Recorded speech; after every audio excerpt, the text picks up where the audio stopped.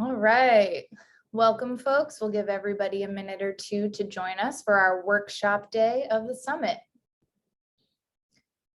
Hope everyone's ready to get their learning on a Friday. It's going to be a good day.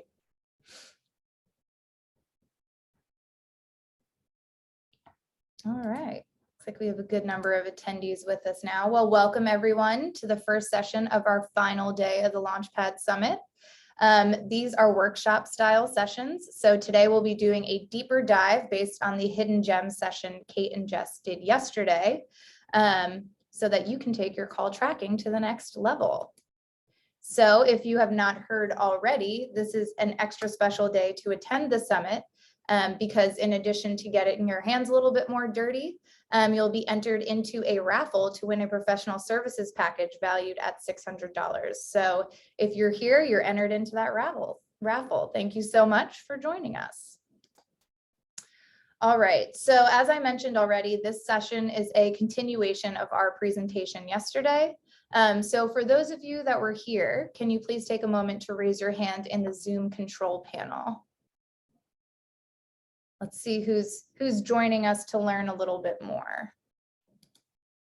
Anybody? Oh, there we go. Awesome. So it looks like we have a bunch of folks who were with us yesterday. Well, welcome back. Thank you for coming back. We hope we can answer all your questions in today's session. And for anyone who didn't join us yesterday, if this is your first session, welcome. We're happy to have you. So in today's presentation, we'll cover three main parts.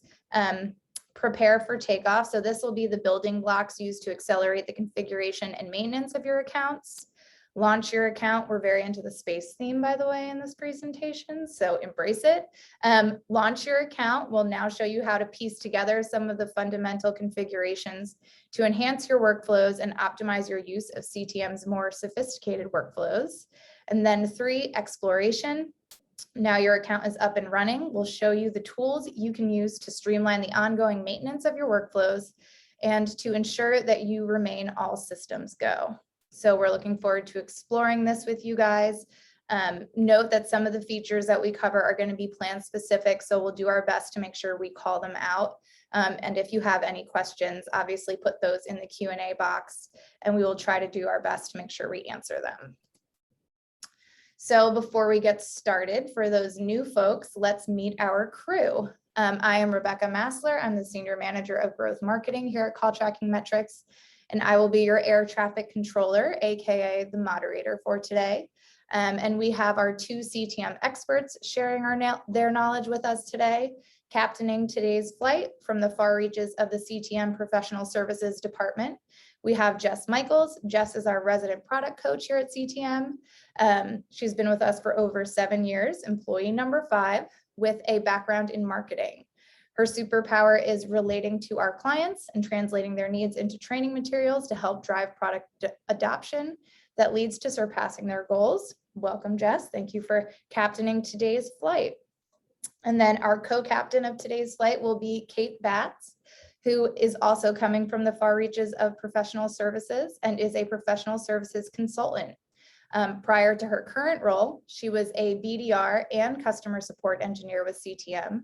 So she's pretty much done it all. She's worked the full customer acquisition and customer service pipeline, all within the CTM platform, and has lots of tricks that she's ready to show us. So the final thing to call out is that we will be referencing Coco Loco a bit during the session. As you likely know by now, it's our CTM demo account. It's a mythical online chocolate retailer, and we built it so we can show you all the cool things that CTM can do. So if you hear someone mention Coco Loco, know they're referring to an example that they created using our demo account. So that being said, I think we are ready to get started. Jess, I'm going to go ahead and hand things over to you. Awesome, thank you. All right, let me go ahead and take over the screen. Can everyone see my screen? Will you raise your hand? All right, we're good. So we'll be doing a little flipping back and forth, so to make sure you're not seeing my desktop. Okay, so welcome back. I saw we have a lot of return people, so thank you for coming back. We're excited to show you around. So we're going to start by taking a look at some of the features and functionality that will serve as building blocks, not just to the workflows we'll explore today, but they're also fundamental items to keep your accounts optimized over time and during changes to your respective organizations. So with that, we're going to dive into presets. And we're actually going to introduce a lot of gems that really tie into what we discussed yesterday. So yeah, we have extra gems coming your way. And we're changing the order up as well. So just flow with us. So one of my favorite sayings is, work smarter, not harder. And presets are just the tool to help you do that. So yeah, yesterday we ended with presets. Today we're going to start with them as they play a critical role in the setup and development of your account. So really presets, I think of them as templates. So they can be a starting point or it could be a full solution. So we have presets for many different options. So they can be used for records like call settings, queues, smart routers, voice menus, schedules, tracking sources. So they can be used all over the place. And we have, as I like to say, two flavors of presets. We have system and agency. The system presets are available to all CTM users. And while the agency presets can be created by an agency administrator and used within their agency. So again, think of them as templates.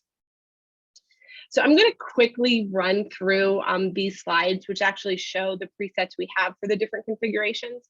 We're going to make all of these slides available for you, so you'll have them at a later date. So we have presets for call settings. As you see, we actually have a whole suite of them. We have presets for queues. We have presets for smart routers.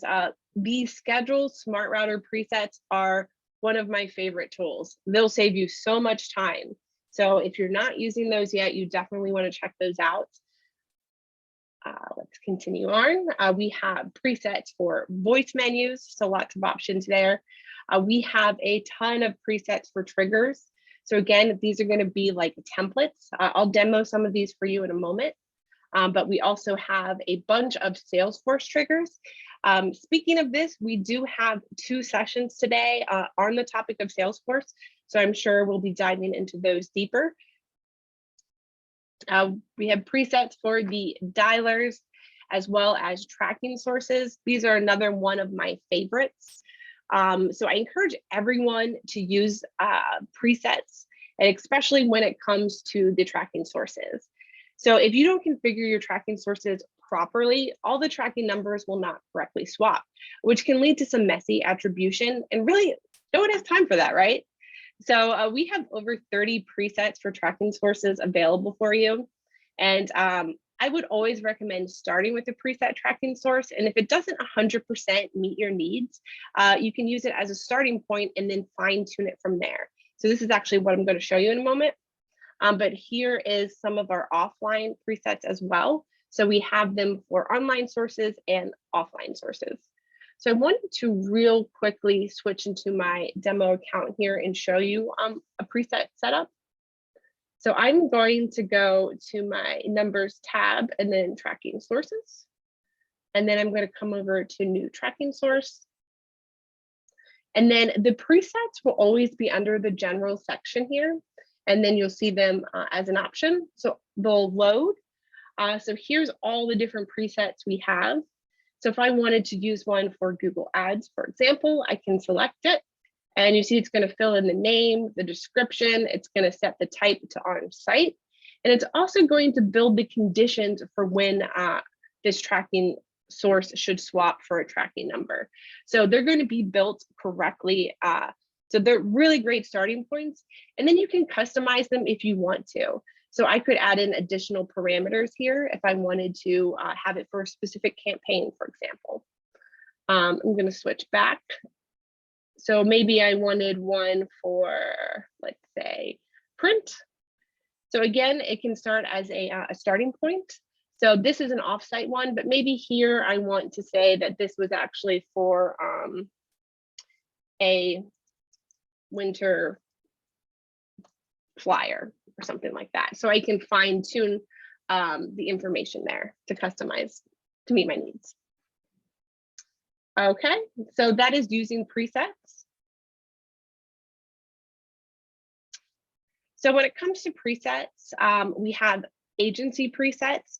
So this is awesome for agency accounts. So you can actually create your own presets that you can use within the whole agency. When you're using those, it's always a best practice to create a sub account in the agency for the preset templates and probably name that sub account presets. This is going to create an easy way to locate the presets so that you can modify them. And when you update a preset object, it's not going to proactively update them in all of your sub accounts that are currently using them. So that's good to keep in mind. But if you update the actual templated one, then you can go in and resave it in each of those accounts. And then under the apparent account settings, you can assign presets for the call settings groups so that every time you create a new a new account, that preset for the call settings will automatically be loaded. So again, these are great time-saving tools for you that will also help you work more efficiently. So using presets, you want to keep in mind that the preset will sometimes need additional work to complete the setup or configuration. For example, the Google My Business tracking source preset requires that the user adds UTM parameters to the website link in their Google My Business account. So, and this is something I feel like I can't stress enough. You should always test everything just to make sure that it is working the way that you envisioned it. But as you can see in this little animation I have, it does look for a UTM parameter. So you would have to go into your My Business account and make sure that that UTM parameter is added to the link in order for it to swap properly.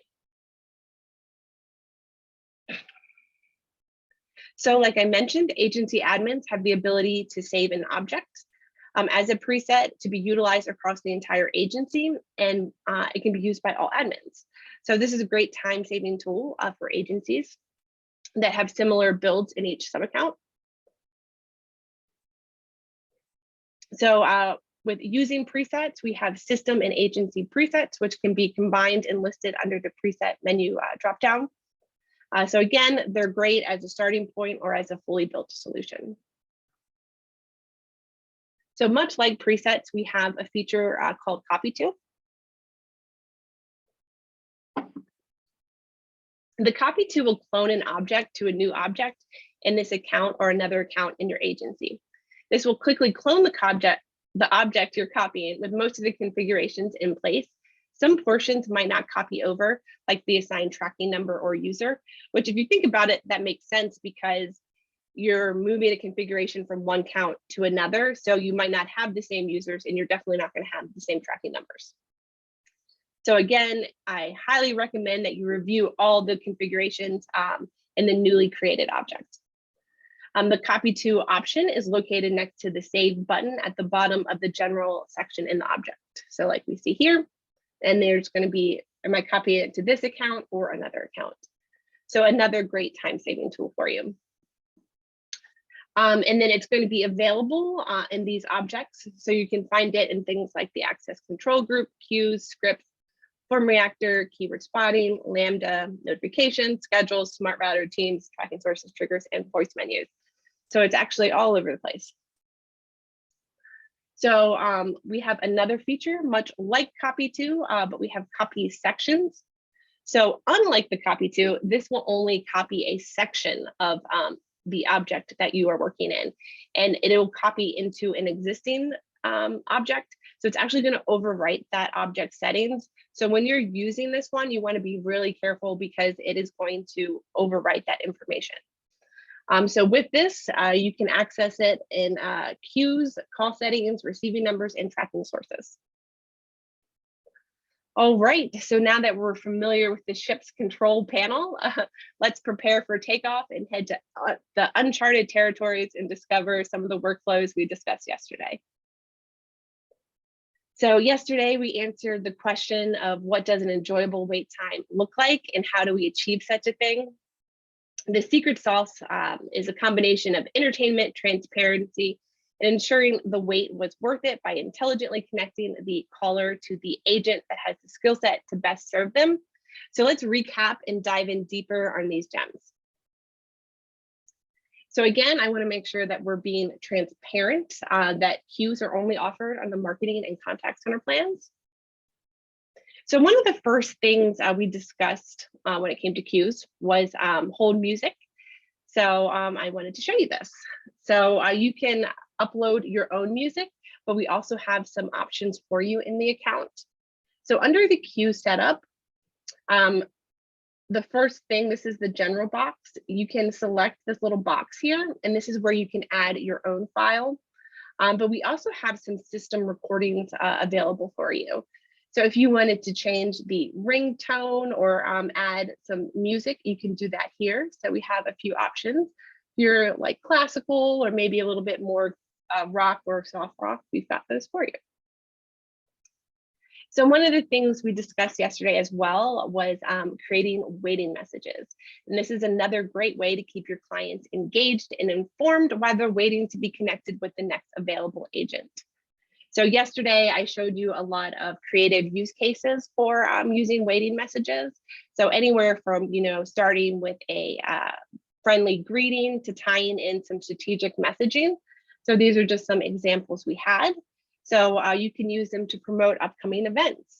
You can set the expectation of the wait time and their position in the queue. You can give them other options like receiving a callback or leaving a voicemail.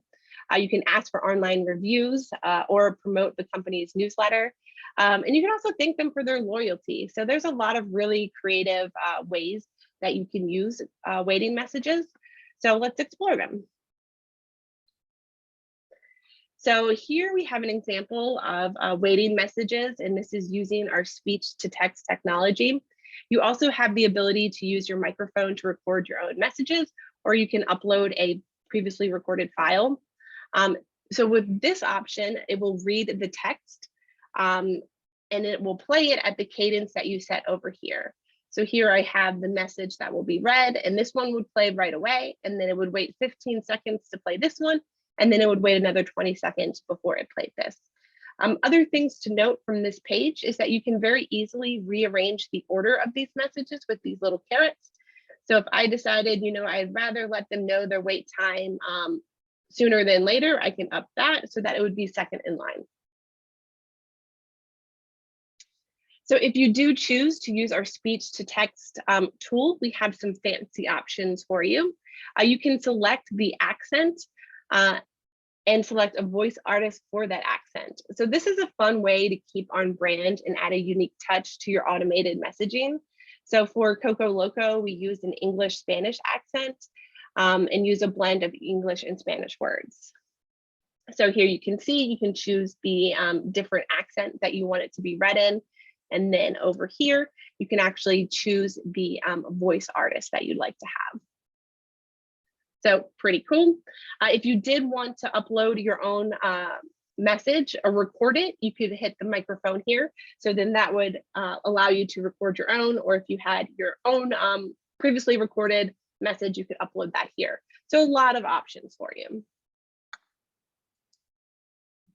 Okay, so now that we covered how to create a basic message using speech to text, record our own message, or upload a recording, let's explore some of the more advanced ways to keep your clients informed and engaged while waiting. So all the way to the right, we have next to the timing cadence, you'll see we have a little plus button. So what this is going to do is allow us to add a key press option. So from here, we can add things like keep holding and restart, keep holding and continue, hold your position in line, hang up and receive a callback, or we could direct that call somewhere else. So we could dial a receiving number, an agent, a voice menu. We could send them through a geo router, a smart router, or a voicemail. So we give them a lot of options here. So let me actually real quick show you what that looks like. So I'm going to switch into a queue. And then here we go. One that I already have pre-built. So again, this is where you're going to see where you can select your music options here. And then over here, this is where I have these messages already pre-built, so I can move them up and down. And here's where I have the option to give them a key press to make another, to be routed somewhere differently. So some really cool things like holding your position in line, hanging up and receiving a callback. You can have different triggers run when that happens. You can have different messages be played as they're going through that workflow. Or maybe you just want to hold the position in line and run a trigger, which is a story I'm going to show you in just a moment. So again, you can rearrange them. So pretty cool there. And if you have any questions of the stuff that I'm showing, feel free to ask them now and we'll address them at the end. So that way you enter your questions while they're, top of mind. So here we go. So here's an option we have where we're asking them to make a key press. And then if they press 3, we're going to keep holding and continue. And what this allows us to do is then initiate a trigger to run.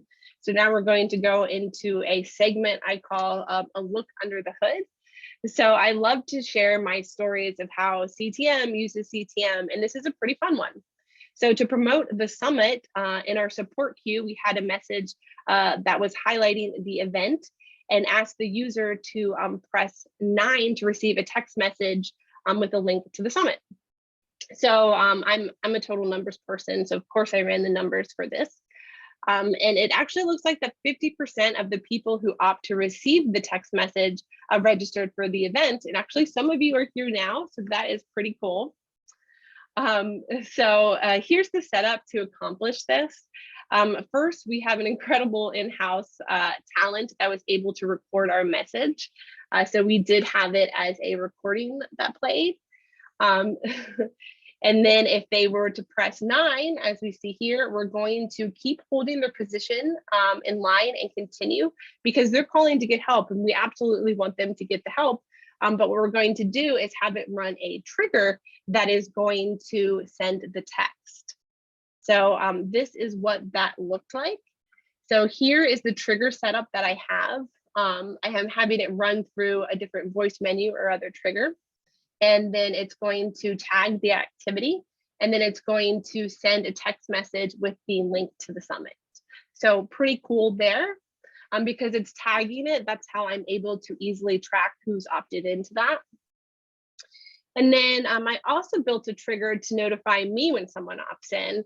And at a later date, I decided to make it a little bit more fun and add some flair. So I actually added a GIF. So anytime anyone was opting into that, I was receiving a text message because it is exciting for me. It's like winning, I'm like, woohoo, we got another one. And then, I started adding GIFs to make it a little bit more exciting.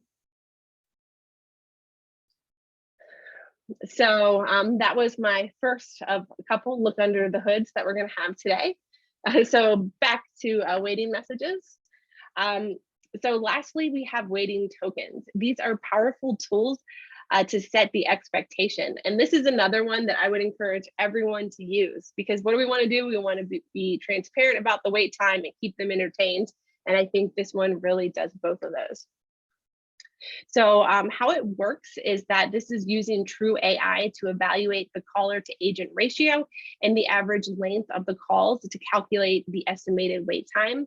So again, these are extremely powerful tools to remove the anxiety of not knowing your position in line or the expected wait time. So we have them down here and they work as tokens. So one of the things when you're using them is you want to make sure that you're informing the client of what this token means. So we have this one where it says position in queue. We're going to have to let them know that your number blank in the queue because this is just going to say the number. So say 7. So this would read your number 7 in the queue and have an estimated wait time of 10 minutes. So you want to test them out, make sure that they are operating the way that you envisioned them. And the best way to do that is to actually just call into your queue, which I did several times to test ours out. Always test everything. That's a big gem for today. So moving away from waiting messages, queues offer many routing tools to ensure the caller is priority routed to the agent who can best support them.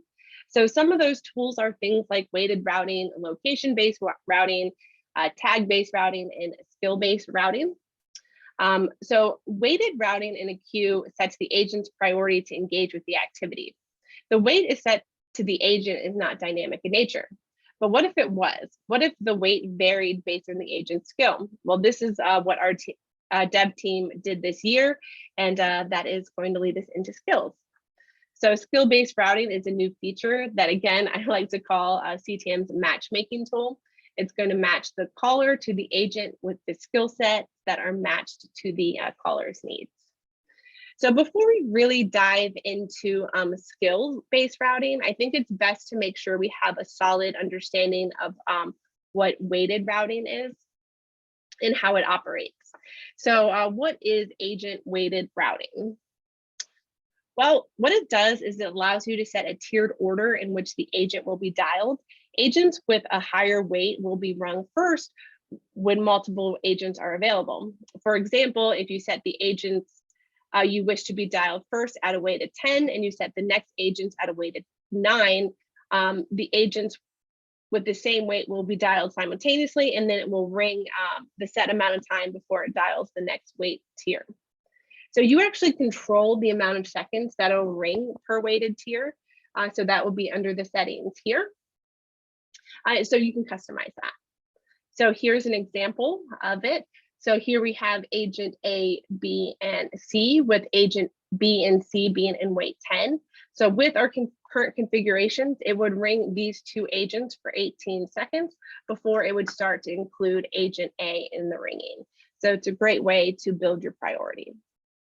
So now that we have a solid understanding of how weighted routing works, now let's learn how it ties in with skill-based routing. So again, we all have unique skills. So it makes sense to prioritize our routing of activities based on our skill sets. So we can take this and make it dynamic. So skills are next level weighted routing that allows the agent to deliver the best customer experience by connecting the contact to the agent that the system has identified as a good match. So again, we're matchmaking.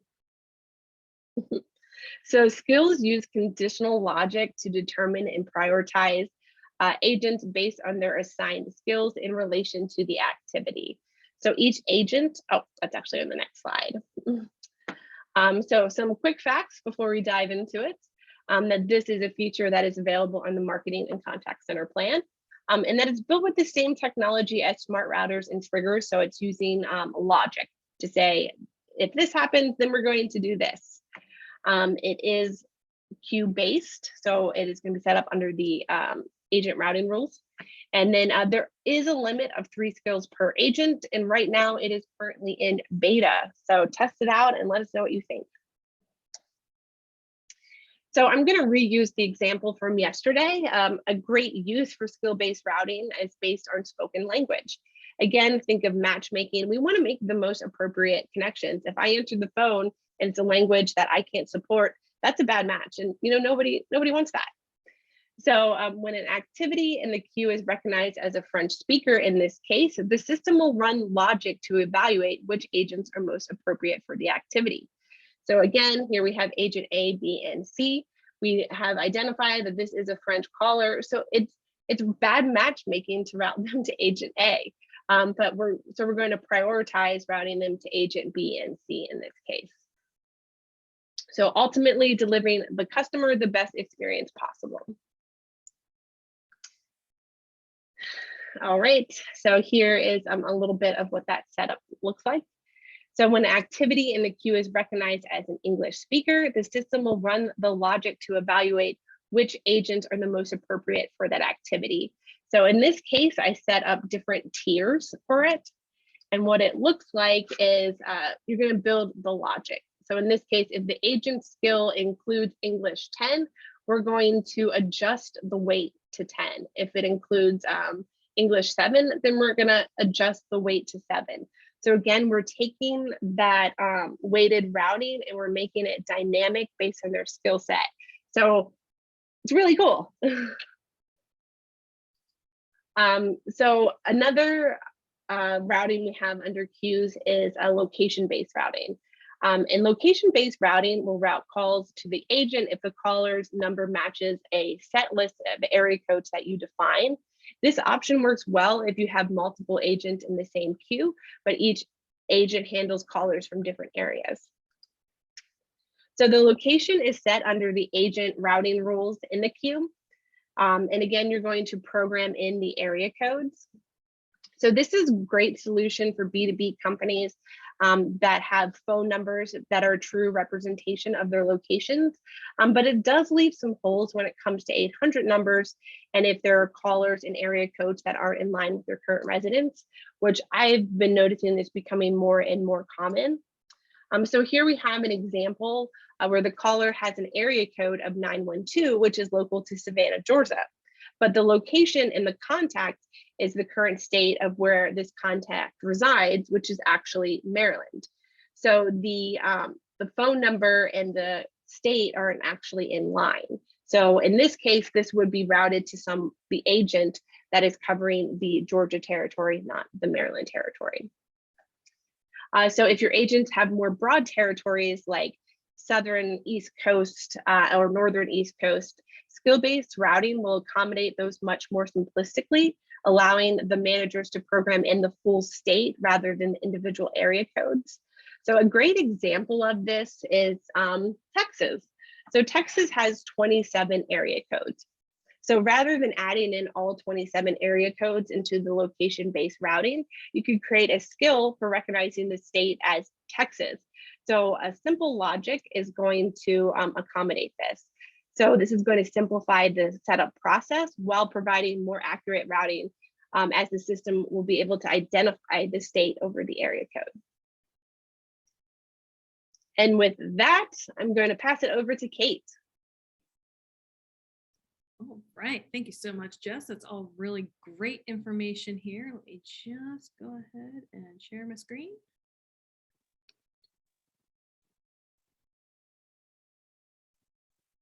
Uh-oh.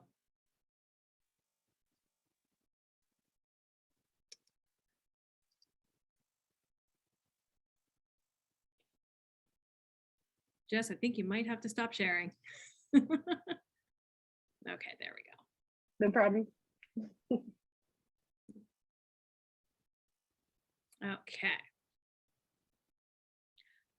Ooh, all right, so we all caffeinated this morning. I apparently could use another cup.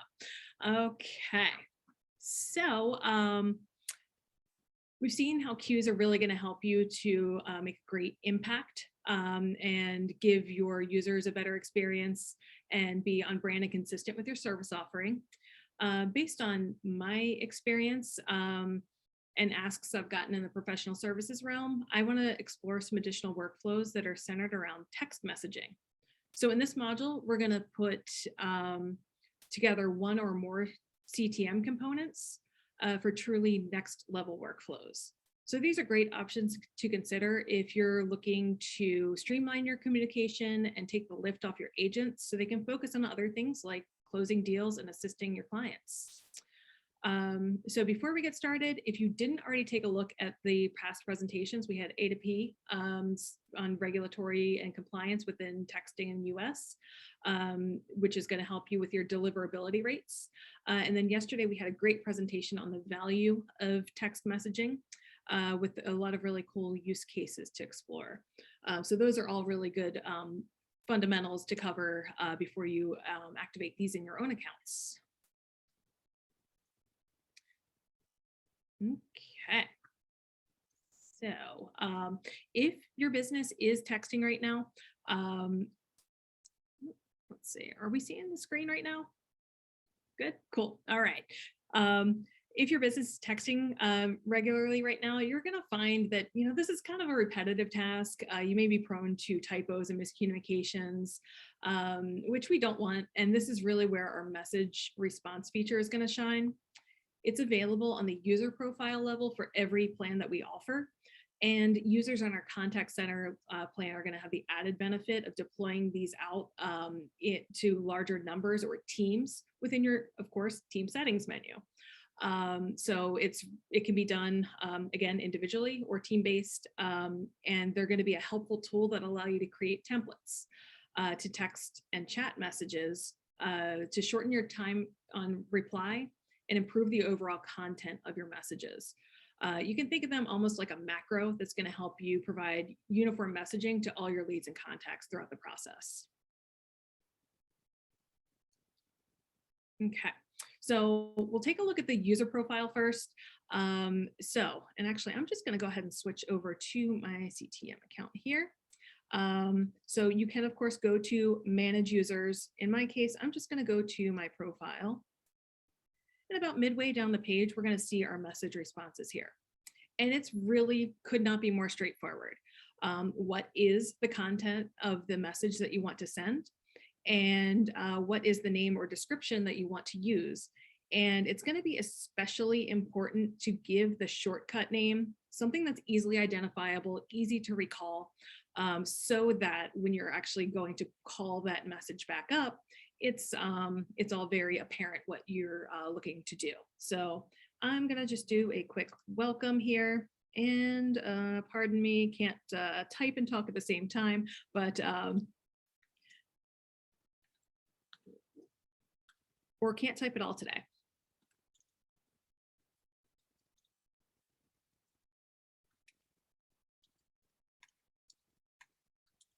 Okay, so once I have the message that I want to add here, I'll go ahead and save changes. Okay. And then to call that template back up, all I need to do is I'm just going to go into my text log. So here we are at Coco Loco. I just want to pull up a new message. And something that was somewhat confusing for users that don't already know to do this, to call up that template, all you need to do is the slash. And that's going to pull up my whole list here. So you can see where your shortcut name, keep it short, simple, and something that's descriptive on what you're looking to do, so that you can easily call that message back up. Let's go ahead and we'll send this to CTM. You can edit in line here. So if you just wanted to say, something additional, you can edit in line. You're not fully limited to just what the template says. And we'll go ahead and send. And now we see our messages here. Our full message history is here, and then you can call up another template and continue on your conversations.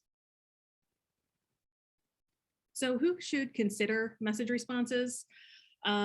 Basically, if you're looking to speed up response times and offer your agents fully vetted, polished responses that they can use when they need them, then message responses are a great option for you.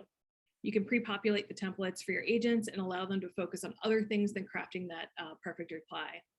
And what I'll say is that, again, these are not limited to just texting. Where I found it extraordinarily helpful was when I was a member of our support team. And we have very, frequently asked questions where all I need to do is pull up that macro and I don't have to think about it. It's all just there. So really it's great for when you have new employees that are coming on and may not, be as fast to respond, or if you just really want to better control your messaging. So it's extraordinarily helpful to use within the chat platform, I found.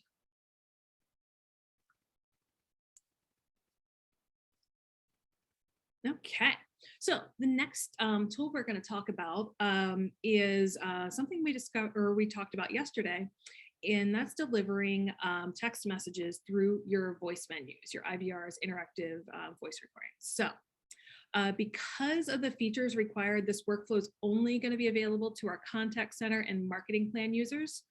So the parts that you'll need are a voice menu, of course. And if you want to enable your voice menu as an automation, that's going to happen at the end of the call in our post-call survey feature, then instead of just having it as a regular voice menu for your inbound calls, then you'll need to actually route those calls in through a queue. So we'll take a look at how to do that. So voice menus. A lot of our customers are familiar with them.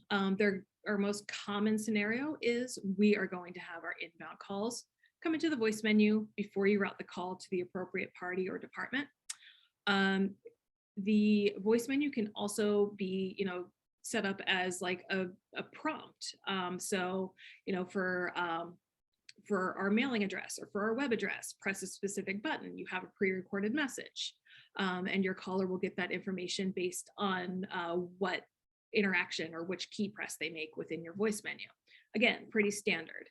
But depending on the specific workflow you're looking to accomplish, that may be all that's necessary to achieve your goals.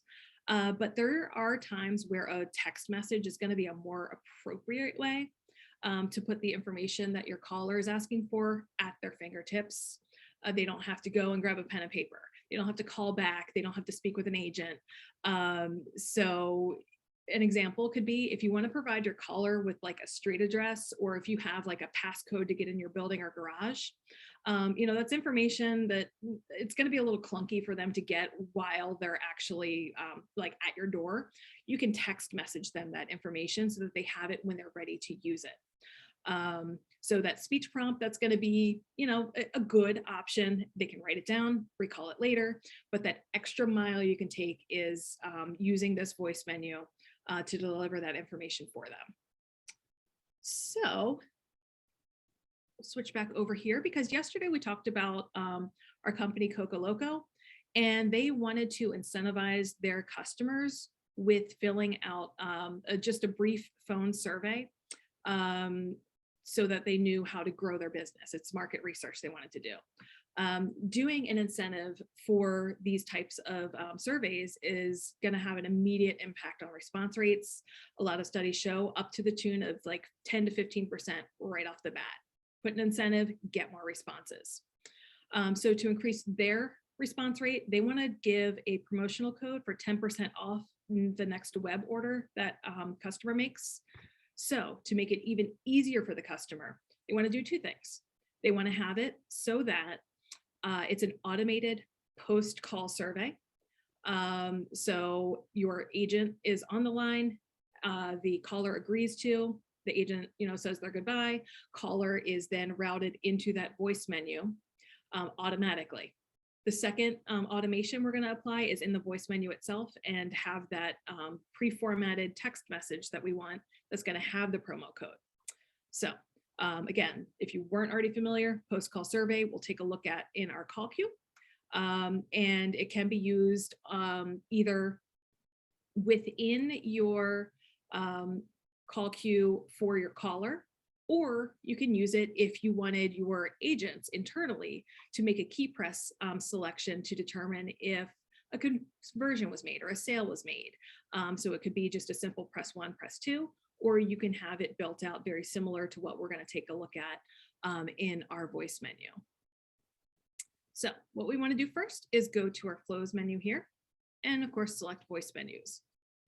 Now, this is a specialized menu, so it's unfortunately not going to be one of our presets, but I do have it pre-populated here. And of course, if it's something that I want to roll out, across different departments with slightly different settings, I could just make this a preset that I can use across my account or agency. So the first thing here is that, and again, anywhere you see this text-to-speech box, you can use all of those great features that Jess was showing you. We also have the ability to record directly from your workstation or device, or upload an audio file that you may have on hand. But the main thing here is that we're gonna just thank the caller and let them know, please stay on the line so that we can complete all of the processes we need to do in order to deliver that message to them. All right, now most frequently our voice menus are going to ask the caller to make an input. So in this case, we kind of don't want to put that on them, press 1 to participate in the survey. We just want to assume if they're still on the line, they want to take that survey. So you can actually adjust the input controls. How long do we wait? And how many digits are we collecting in order to take the next action with that call? In this case, we're going to wait just 1 second because we're not really depending on that caller to make an input. We're going to not reprompt them. I'm sorry, I didn't get that. We don't care. We know that they want to take this survey. So we're going to say, let's not reprompt, and then we'll automatically route that call to the menu item of my choice. So in this case, it's a menu item 1. So our input controls, again, are going to say what happens with that call after they hear the greeting message. The menu options themselves are going to be what does all the work for us. So when I look at the menu items, these represent the different questions that I want my caller to interact with. So were you satisfied with the services offered by our company? Press 1 for yes and 2 for no. By default, we're not going to have this filled out, but in this case, we can see we're only collecting one single digit. So I'm just going to simplify things for, myself and for the caller and say, we're only doing one key press. It's a yes or no. We'll give them 10 seconds to answer or respond to that. And then I could take an additional step here, and we will be talking more in depth about custom fields later, but I can actually take whatever they input from here and map it to a custom field so that I have recall on how they answered that question going forward. It will show in all of my reporting and can be leveraged in a number of different ways. And then here's something that may be a newer concept for people that are already using our voice menus. When you're looking to do this kind of automated stacked response within a voice menu, we can, just like we did with the input controls, automatically pass that caller into the next menu item. And then you can decide if you want to take a different action if they fail to interact with that item. So we could just say, let's create a menu item that hangs up the call, or create a menu item that puts them back up at the top of the voice menu, just depending on how you want to engage with that call. The next option here, we can see up top, we did a collect input. We have obviously a number of different actions that we can take. Because we're surveying, we really just want to get information, but just to point out, you're not limited. You can send them to a call queue. If they say, I'm like very unhappy, scale of 1 to 5, I'm very unhappy. You could say, if they do a 5, let's send them to a queue where they speak to a manager or something. But in this case, we just want to record a message. Please let us know how everything was. We're going to, again, set how long we want them to leave that message. This is up to you. And again, we're going to automatically pass them into the next menu item, which is to send that text message. So we're doing 2 things concurrently here. We're going to play an audio saying, thanks for your feedback, and your promo code is on its way, confirming you've reached the end. We're good here. The next is, at the same time, we're going to formulate a text message to them where we're actually delivering that promo code. And I also want to take this as an opportunity to tag my call so that I know that this customer or this caller completed the call on this, completed the survey on this call. And additionally, we sent a promo code to them. Again, these can be leveraged in reporting and filters in your call log. If there's anything that you may want to have callback on, highly suggest tagging, and maybe even when we get into custom fields, think about, is this something that would make sense to be a custom field for you? And then once we've hit that, I just picked an arbitrary 99, the menu item 99, which someone isn't going to be able to key in because I've put in, we're just doing one key press, one single digit key press here. We're going to hang up the call. That's the end. That's the end of the journey here. This uses, we can see 3 or 4 different actions from our menu items here. Okay. So if you wanted to, this could be something that you stop here. It could be something that maybe just kind of cherry picking calls. I want to have my agent, if they're using the soft phone, manually transfer that call into that voice menu so that that specific caller can engage with that survey. But if you're not using the soft phone, this obviously isn't going to be an option. Or if you don't want to put more lift or more responsibility on your service rep or sales rep, then we obviously have some other options that we'll get into by adding another component to this workflow. This is going to be our post-call survey.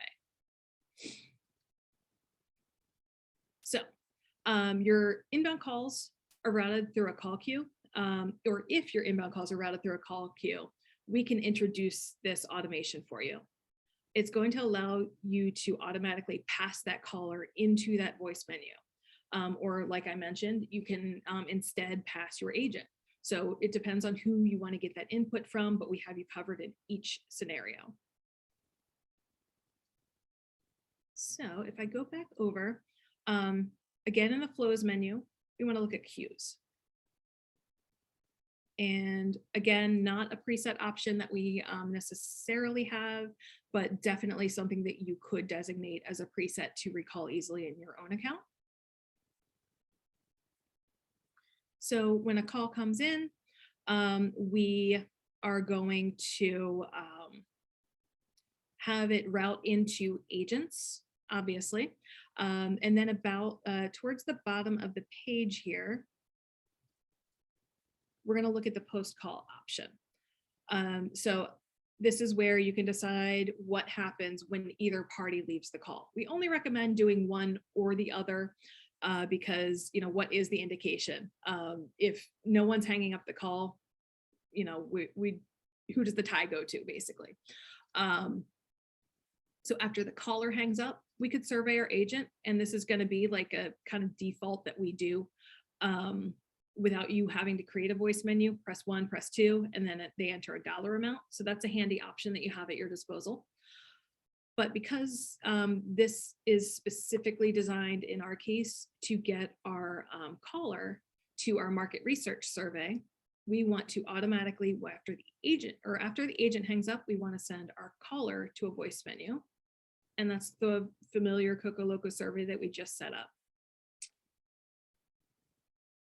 So now we have a handy seamless workflow in place, and where the customer calls in, speaks to the rep, conducts their business. And then as soon as that rep hangs up the call, as long as that caller has opted in, we're going to automatically pass them through. And then because you have your tags and custom fields within that voice menu, you can take any other automations you may want from that point.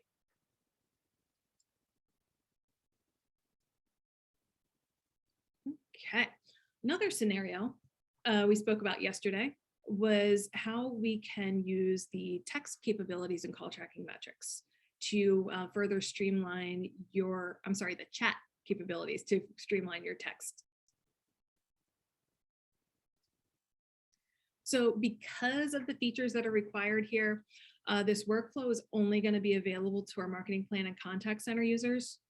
And what you'll need is a queue and familiarity with agent routing, at least one chat license and a chat widget. So to figure out, do I have the licensing to do this? And there are additional fees for a chat license. Administrative users can go to the settings menu and look for their user licenses. In this case, I have 4 licenses available to me. These are the agents that I want to interact with my chats. So we're good to go here. Okay, and then another essential component, even before we get into the chat setup, is going to be that queue. Because when you go to set up your widget, it's going to ask you to point back to a queue. So we're going to kind of start in reverse here and go to our call queue. And let's see, here we go. So a lot of you, when you're using queues, are familiar enough with how we want to distribute and who are my agents. Not a lot of people, unless they need it specifically, are going to go into what I like to refer to as like the fine tuning knob, which is our agent routing rules. And this is going to allow me to set additional controls. And specifically when I start introducing, I can have this same stable of agents here that are going to be interacting with calls or chats. This is how our support team operates, for example. And because we want to give, designated attention to who we have on the line at the moment, I want to make sure that my users aren't getting a call and a chat at the same time. Or perhaps if the nature of your business does allow, where we can have, it's not necessarily like a high demand, you're just answering kind of frequently asked questions or whatever the interactions look like, you can control here. So you can say what type of activities that specific user is going to get within this queue. So if you have one agent in multiple queues, you might say you're going to get sales chats, but not support chats. And you would set that up individually based on the queue that you're dealing with. In this case, we have, one-shot deal. My agent's a member of one queue. And when they're in that queue, I want them to be able to get calls and chats. It may be appropriate. Maybe if you have trainees, you want to have them get chats only so that they have a little bit time to formulate their answers and responses instead of being on like live calls right away. And again, that fine tuning, how many concurrent activities of each type will that agent be allowed to handle? So these are all good things to keep in mind when you're adding this new component to your workflow. So again, can they have multiple types of activities? Can they have multiple concurrent activities?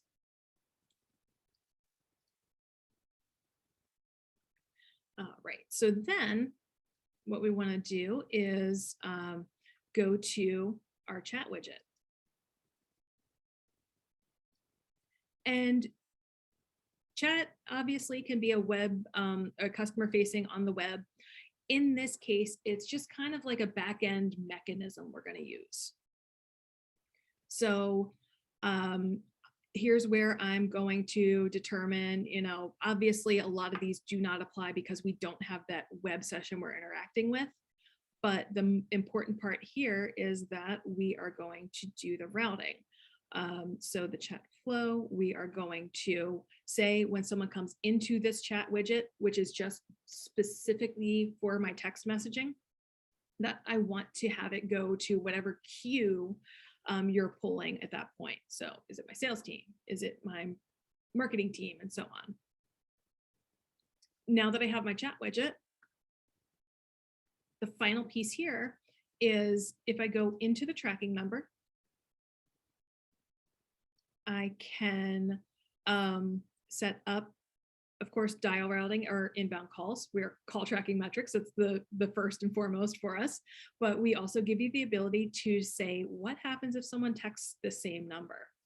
So I want to send it to my chat widget, which is going to then do all of the work for me. So in production, what this looks like is rather than having this text log where these messages, because of the way, text messages aren't live activities, there's no one waiting on the other line physically for that text. They're logged, they're received, and that's the end of the journey. We've now put in a workflow that is, instead of going in and using my macros, using manual reply, and then, well, who has the ball? We have the ability for that chat or for that text to come in as a chat. So now my agent is, we can see in a status where they're not available to get other calls because we have them engaged with the customer right now. And again, depending on those rules that you set, you could say, well, no, we're going to make you available still. But added benefit here, yes, we can see what the agent's doing, how much time they're spending on this conversation.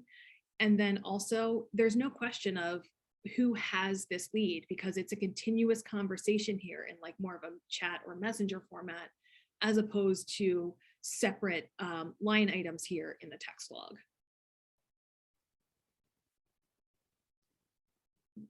Right. So let's take a look at some finishing touches items. So these are going to be different tools and troubleshooting items and customizations that you can make within your accounts to really fine tune everything to how you want to use call tracking metrics. So if you think about it, Salesforce has their little release logo in the top left. Google Doodles, change daily, sometimes multiple times per day, to provide a fresh, informative interface. You too can make CallTrackingMetrics have the look and feel that you want to keep things fresh, to keep things in line with your branding, and it really couldn't be easier. So let's go ahead and take a look here. This by default, when you come into CallTrackingMetrics as a brand new user, you're going to see CallTrackingMetrics. That's great. We're happy to have you here. And if your agents are working on a CallTrackingMetrics day in, day out, and you'd rather have your branding show, if you go into your account settings here as an administrator, under the appearance header, you can upload different files. We have options for light mode and dark mode. Sidebar, as an individual user, I can decide that right now I'm in CallTrackingMetrics dark mode. Up here by my user icon, I can change between light mode and dark mode. So this is a specific user feature here. And depending on which mode I'm in, you can upload a file for each. Or if you decide, if you only have one version, or marketing team is bogged down, we'll just invert it. So user specific here, and account specific, account wide under this appearance setting. So here are the different logos that will show in place of CallTrackingMetrics, and you can even upload a fave icon. So here, what shows as I'm in CallTrackingMetrics in my Google Chrome. Maybe I decide also that, this orange isn't really in fitting with my brand. I want to update it to blue, or maybe you want to seasonally change this. So really, these are some great options to put your brand forward to your end users.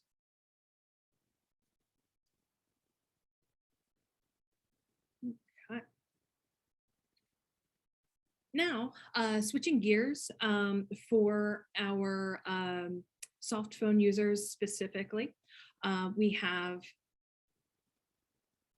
couple different ways you can access CallTrackingMetrics, obviously. If I'm in desk mode, or if I have my phone popped up, I can change. So by default, when you start using the soft phone, you are going to get your calls ringing to the same device where you have your actual audio input or output for that call. So what that means is here in this settings gear icon, you can decide that if you want, obviously we're going to have a specific device, a headset. So I don't have to be yelling across the office in order to use the phone. I'm going to be speaking into my headset. But if I want, I could additionally say, well, I have my headset on when I'm taking calls, but it's just really bothersome to have my headset on all day. So I can get an audio alert in my built-in speakers so that I don't physically have to have my headset on in order to hear that inbound call. And this is another user-specific setting that will continue to follow that user until you change it, or based on which devices are available when you log into CallTrackingMetrics. Okay, and then finally, on our contact center plan, we give you the ability on a user level to customize your ringtone. So we're coming up on that time of year, and maybe you want to perhaps torture your office mates and have that specific Mariah Carey song play every time a call comes in. So all I need to do is go to my my user profile. I can go to that soft phone ringtone and upload the audio that I want to hear in place of the CallTrackingMetrics ding dong ding inbound call ringtone. Okay. So another level of customization If you're not already familiar, CallTrackingMetrics can be used in a wide range of applications, a wide range of customers doing different things using the call log and the system in different ways. It doesn't have to be a one size fits all. We can actually apply custom fields and custom panels so that you can see and record information that's relevant to your business. And again, this is available for our marketing and contact center plans. Administrative users can go to the settings menu. Okay, there we go. And go to custom fields. So we have panels, which represent the columns of information that you're going to see in your call log. And then we have the fields, which represent the data points that you're collecting. We have a range of different options that are available for the field types. And this is going to be especially important if you are, recording information to a CRM, or if, perhaps you want to give a set list of information for cleaner reporting so that you have lead quality is good, better, or best. And you have 3 potential values instead of maybe there's a typo, or we have, text input and capitalization matters. So you're really just tailoring what you see here. So you can, of course, add to the existing contact and score panels. So if, for example, as part of the default score option, in addition to knowing, did it convert or not, I want to know, well, what did we sell? How much did we sell? You can add a field and we'll say product sold. And because we have a finite list of products that we sell, we just list, we have product A, B, C, or D. And then in addition to that, we want to know, what was the sale amount? So you can make it, in this case, a decimal. You have the ability to customize, is this something that is going to be relevant to just the specific activity that I'm recording? Or is it something that's going to follow?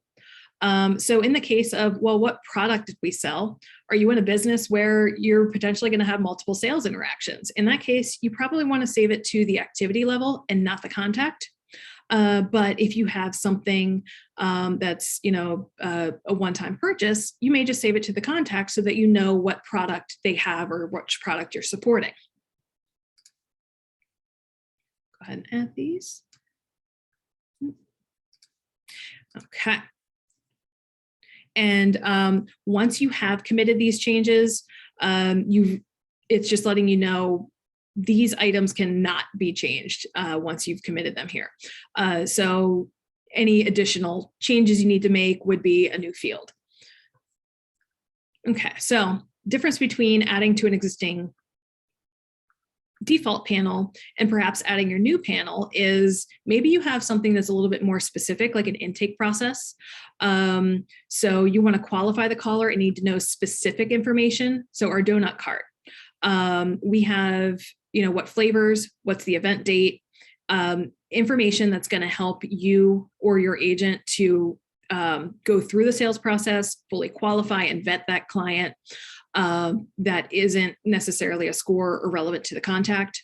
So then you've created that and you can have, all of the information that's available to input throughout the call for your agents.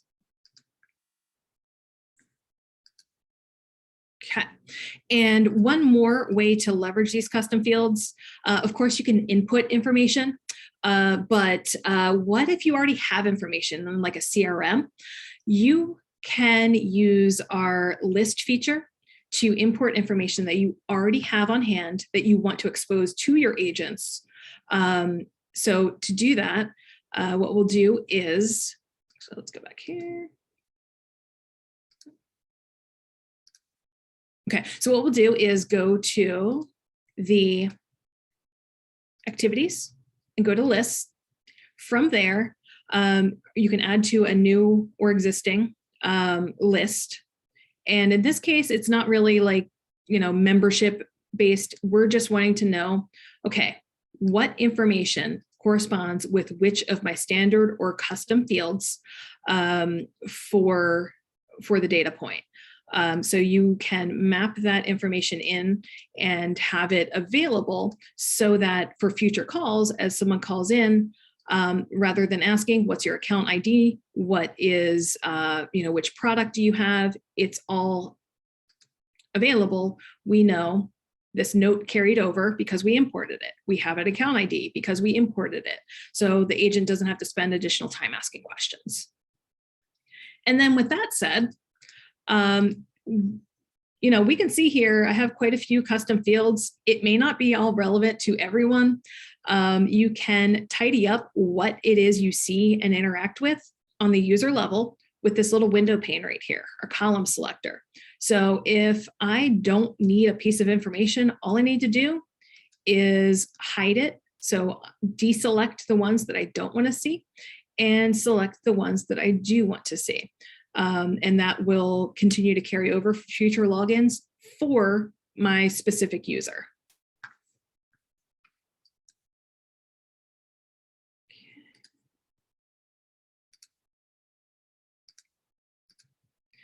All right, now I'd like to hand it over to Jess so we can take a look at some other additional tools available in CTM. Thanks, Kate. That was absolutely amazing. Like everything, I'm just like head exploding, such good content. And so many of my favorite configurations. So thank you for that. I hope everyone enjoyed that as much as I did. Okay, so hard to follow that, but here we go. So here are some of the features we introduced yesterday during our, what we're calling it, our fire round. But we have version history and change history. So almost every object inside of CTM has a version history inside of it. So by default, that's hidden, but you can enable it by clicking it. So again, today's a little bit more of the demo. So I want to show you even here we have our versions. If I click that, here it's going to give me a list of everything that has been changed. What's really great about this is that it's also going to tell you what was changed, who added it, so we can see old and new objects. So that's going to be consistent across most fields. So let me show you, say, account settings. So same thing, it's always going to be up here in the upper right-hand corner, but by default, it is going to be hidden. So we're not going to see the changes, but I can simply click it and it's going to list it on the bottom. So we can actually see that today, Kate was going in and changing the colors. And I might be like, why is this blue? Let's actually, let's restore this back to where it was. But I'm not going to do that. So this is a really helpful tool of identifying not only what changes were made, so we can see the old values and the new values, but when that happened and who made those changes.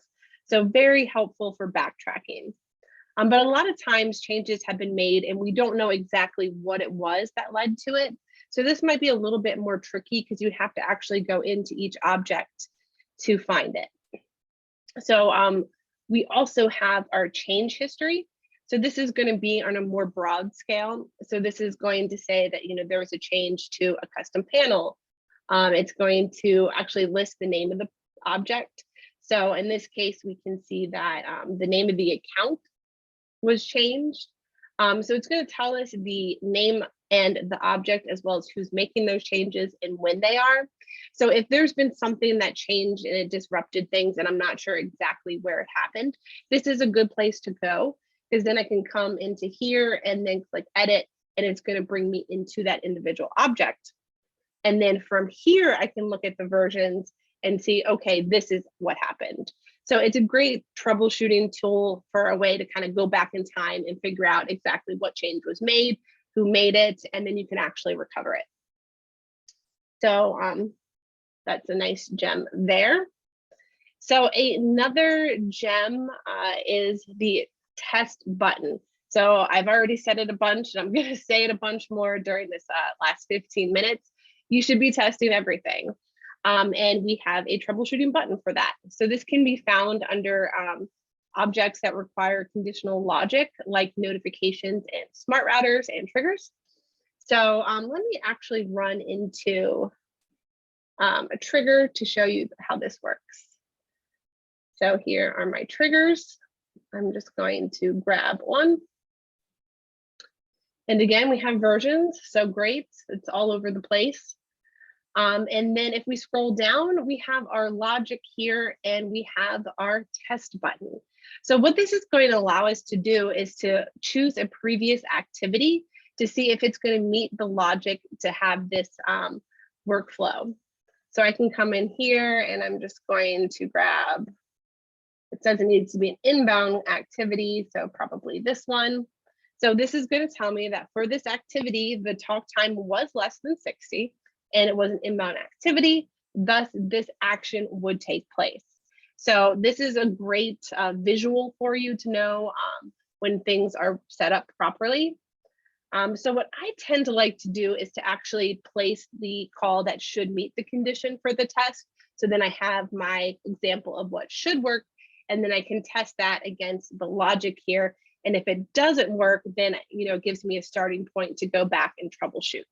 So remember, green means go and red means that you probably need to recheck your logic. So that is the test button.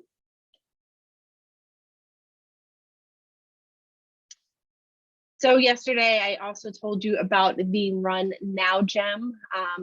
So by nature, triggers are going to be responsive. So meaning that something happens and then an action is triggered to run. But we all make mistakes. I'll actually be showing you kind of a little bit of an epic fail I made.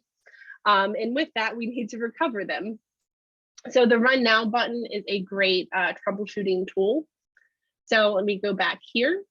So with the example of Google Ads, what I've seen a lot is that maybe this wasn't the conversion I meant to be mapping to, and I realized it 2 weeks out. So I'm like, oh man, I actually wanted to be mapping them to the sale, not the lead. So what I can do is I can go to a Run Now.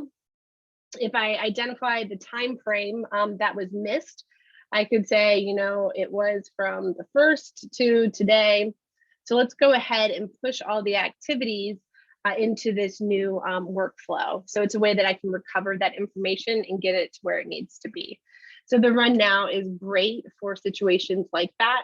And you can even really fine tune exactly which activities you want to run through it. So maybe it's, ones with the presence of a specific tag during a specific date frame. As you see, we give you a ton of options for this. So great troubleshooting tool, and it really helps recover a lot of information. So this is going to bring me into my second look under the hood. As I said, I love to share the stories of how CTM uses CTM. And so to promote this summit, I created a keyword spotting rule to measure when an agent was promoting it. So this was my first one over here. I just put in some general words like Launchpad Digital Summit and so forth. So that anytime an agent uses those words, it's actually going to tag it as summit points. And then I use our activity reports to measure who has been promoting it. So I view it by agent, which I'll be showing you in a moment. So we ran this, and then I discovered something. So I learned from my mistakes. What happened is I realized that the transcription was separating the word Launchpad into 2 words. So it was actually not picking up a ton of the promotions that the agents were doing.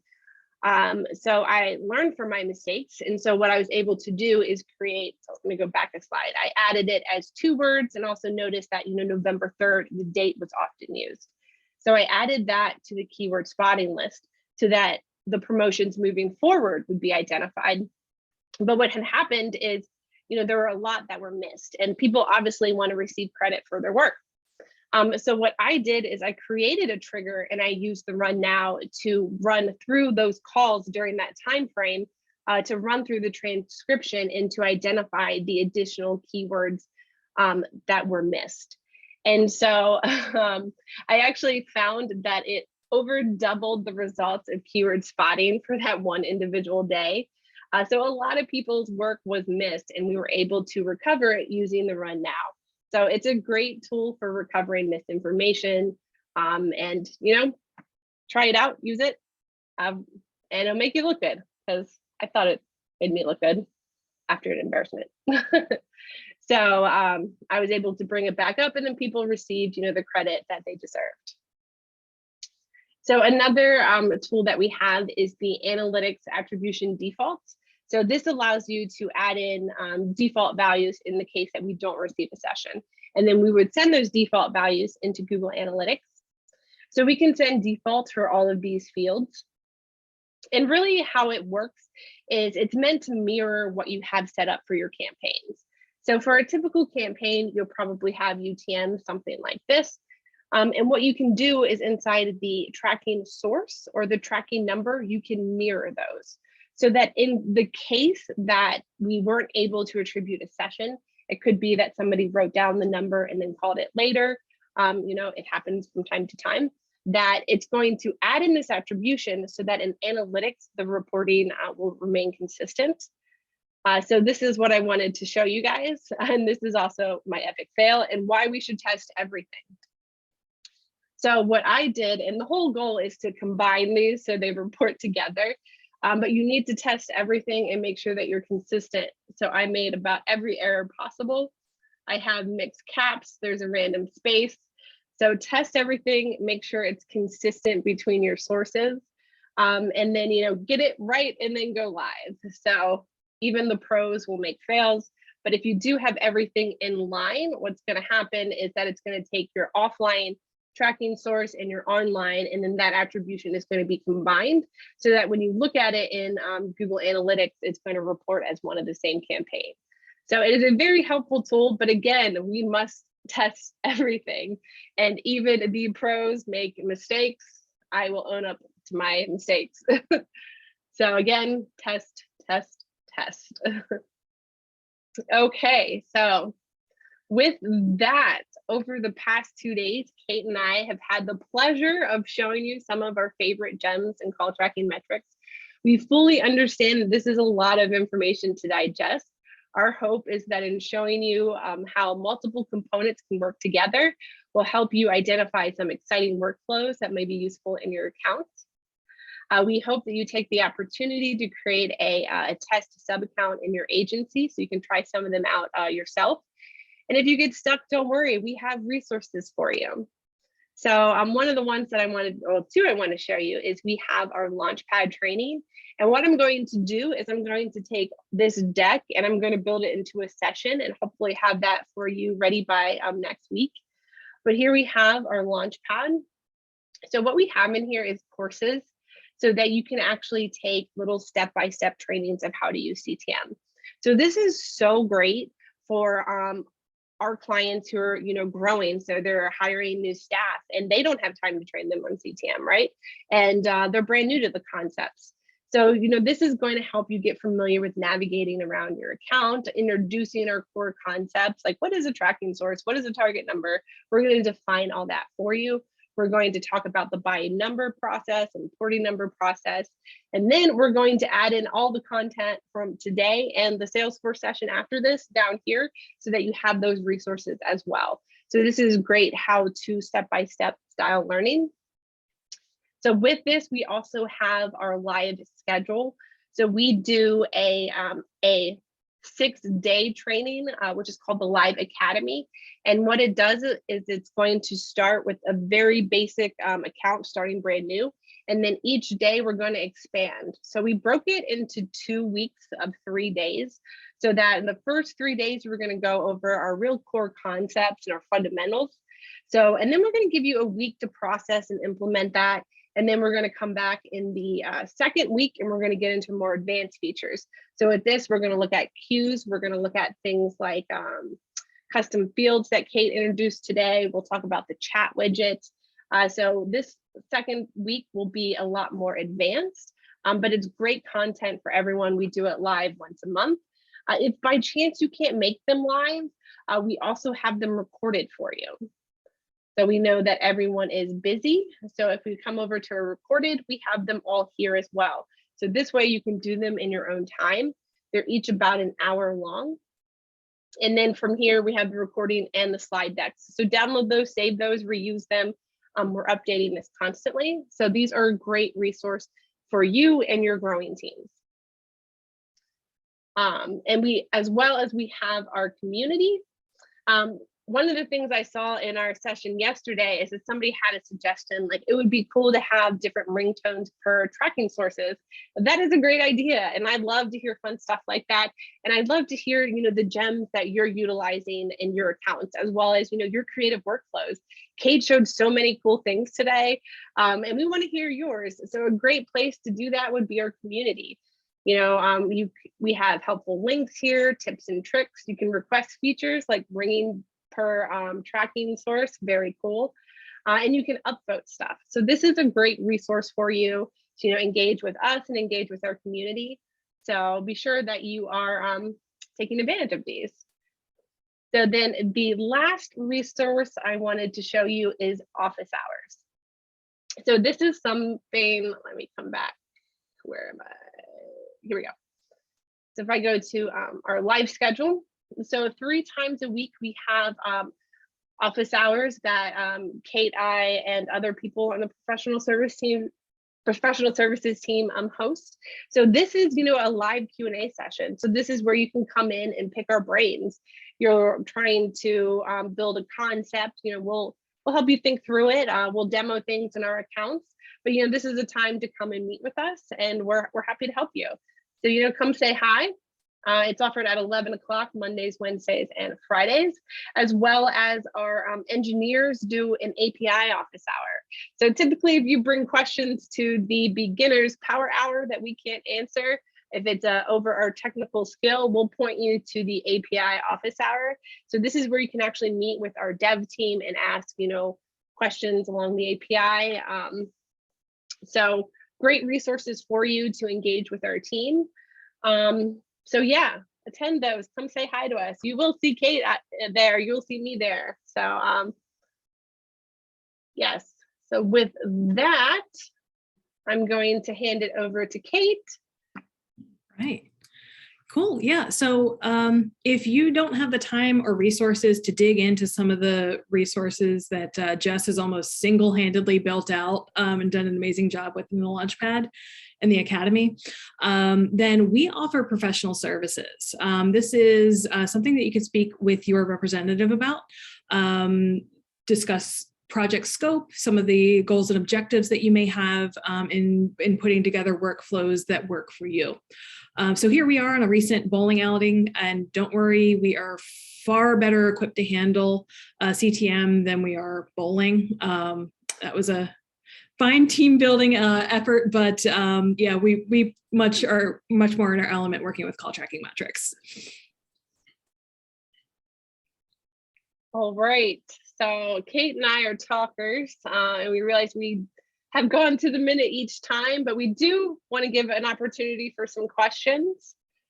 So if you have any or have not had a chance to enter them into the Q&A box or the chat, please do. We'd be happy to address them. I think the next session doesn't start for another half hour, so we can probably go maybe 5 minutes over, if that's okay with everyone.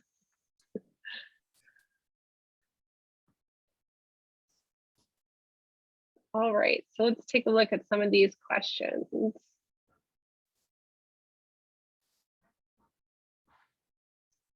All right. Hi, guys. Popping back in here now that we're done with the content, just to help with the Q&A. I know we had some questions come up during the session yesterday as well, so we'll take a look at what we've seen across the board here. So it looks like the first question we have here is there any record for when someone performs a run now versus a standard trigger action? Oh yeah, I can grab that one. So great question. Yes, there's also a run now log. I think I'm still sharing my screen. Yeah, okay. So, oh, I'm actually in a trigger. This is perfect. So here we have our run now. There's also going to be a log here. Oh, and I've done one. Awesome. So here I did a recovery one, and I was changing the conversion. So it's going to say, you know, what trigger was running, who did it, what the finish time was, and how many calls went through that. So we are going to have records of that as well. So great question there. Awesome. All right. Looks like we have another question here. Excuse me. Is there a limit to the number of custom fields you can create in an account? I could take that one. Yes. So out of the gate, when you set up any CallTrackingMetrics account or sub account, you have 30 custom fields that you can use. And you do have the ability to engage with our support team if you do want to extend that. So I know that we do have some customers that need, in addition to that, but that does have to be specifically requested through our team. Okay, awesome. Good to know. I said you need to ask nicely. Slip of 5. Awesome. For pizza. All right, another question here. How do I know if my plan supports texting? It's a good question. I could take that. So all plans are essentially going to support texting. Let me go ahead and show my screen here, because texting is actually going to be set up on an individual number, whether or not it supports messaging. So if you go to your tracking numbers, you can see here whether or not a number supports texting.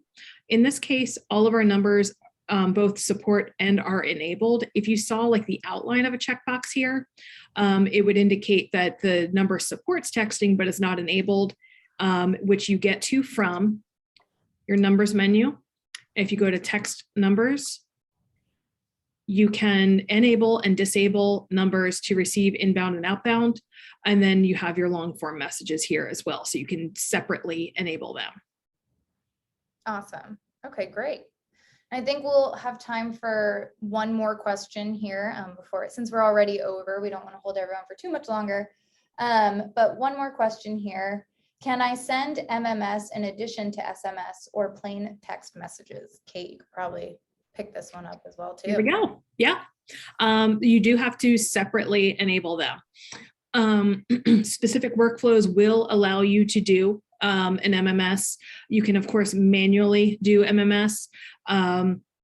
If you do have any, specific questions or objectives with that, definitely make sure that you have your Trust Center completed here. But yes, 2-part Trust Center, and then go into your text numbers setting. And real quick, can you define what the difference is? Just in case anyone doesn't know. Oh, yeah. Yeah, so the SMS, that's going to be your standard text messages. MMS are the media. So it's either going to be a media attachment, so an image, a GIF, what have you, or if you need to compile multiple messages. So we'll, rather than sending 10 separate legs, you can do up to 1,600 characters, which you've seen. On the front end of your phone, it's just one long text message. On the back end, it's actually using this where it's chaining together multiple. Awesome. Thank you. All right. So that all being said, I think we just would like to say thank you all for joining us today.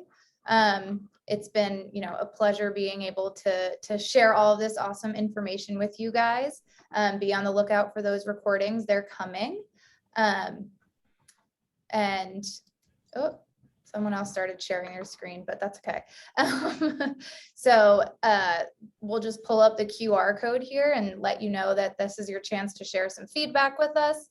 We always want to make these events great for you guys. So please go ahead and scan that with your phone and share your thoughts. We always want to be improving. So thank you, everyone. And we'll see you at Mary's Salesforce sessions in just a little bit. Thanks, guys. Thank you.